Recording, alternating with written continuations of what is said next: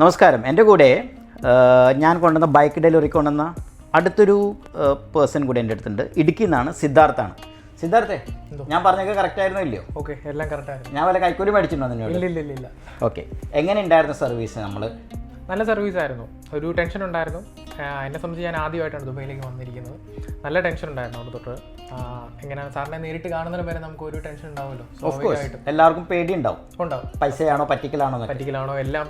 എല്ലാവരെയും സാധാരണ ഒരു മലയാളിയെ പോലെ ഞാൻ പേടിച്ച് തന്നെയാണ് ഇങ്ങോട്ടേക്ക് വന്നത്. പക്ഷേ ഇവിടുത്തെ സർവീസ് എല്ലാം പക്ക ആയിരുന്നു. വേറെ ടെൻഷനും കാര്യങ്ങളൊന്നും ഇല്ലായിരുന്നു. നീ വന്ന ദിവസം തൊട്ട് എയർപോർട്ട് പിക്കപ്പ് ക്ലിയർ ചെയ്തു, മെഡിക്കൽ കഴിഞ്ഞു, ഇന്ന് തൗജി ക്ലാസ് കഴിഞ്ഞു. ഇനിയിപ്പോൾ ഒരു 4-5 ദിവസത്തിനുള്ളിൽ എനിക്ക് എമറേറ്റ്സ് ഐഡിയും കിട്ടും. അത് കഴിഞ്ഞാൽ പിന്നെ നിൻ്റെ ബൈക്ക് ലൈസൻസ് അല്ലേ? പിന്നെ എല്ലാ ജോലിക്കും അതിൻ്റേതായ കഷ്ടപ്പാടുകളുണ്ട്. പണിയെടുക്കണം. പണിയെടുത്താലേ പൈസ കിട്ടുള്ളൂ. നാട്ടിലെവിടെയാ? നാട്ടിലെ ഇടുക്കിയിലാണ്. ഇടുക്കി. ഓക്കെ. നിൻ്റെ ഫ്രണ്ട്സിനോട് എന്തെങ്കിലും പറയാനുണ്ടോ? ഫ്രണ്ട്സിനോട് പറയാനുള്ളത്, സാറിനെ കോൺടാക്ട് ചെയ്താൽ മതി, അല്ലെങ്കിൽ എന്നെ കോൺടാക്ട് ചെയ്താൽ മതി. എന്തെങ്കിലും നമുക്ക് ജോബ് നോക്കുകയാണെന്നുണ്ടെങ്കിൽ വേറെ പ്രശ്നമൊന്നുമില്ല, റിസ്ക് കാര്യങ്ങളൊന്നുമില്ല. പറ്റിക്കുമോ എന്നുള്ള ടെൻഷനൊന്നും വേണ്ട. ഒന്നെങ്കിൽ സാറിനെ കോൺടാക്ട് ചെയ്താൽ മതി, അല്ലെങ്കിൽ എന്നെ അറിയുന്ന ഫ്രണ്ട്സ് ഉണ്ടെങ്കിൽ എന്നെ കോൺടാക്ട് ചെയ്താലും മതി. എൻ്റെ അഭിപ്രായത്തിൽ ഇടുക്കിയിലുള്ള സിദ്ധാർത്ഥിൻ്റെ ഫ്രണ്ട്സ്, ആ പരിസരത്തുള്ളവർ, ഇവനെ കണക്ട് ചെയ്യും. നിങ്ങൾക്ക് എല്ലാവർക്കും വന്നിട്ട് ഇവിടെ നല്ലൊരു ടീമായിട്ട് അടിച്ചു പൊളിക്കാം. ലൈഫിലെ ചാൻസ് ഒരിക്കലും മിസ് ചെയ്യരുത്. കറക്റ്റല്ലേ സിദ്ധാർത്ഥ? അതെ. ദുബായ് എൻജോയ് ചെയ്യുന്നുണ്ടോ? ഇല്ല, ദുബായ് അടിപൊളിയാണ്.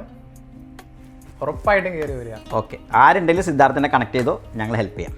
Thank you. All the best man.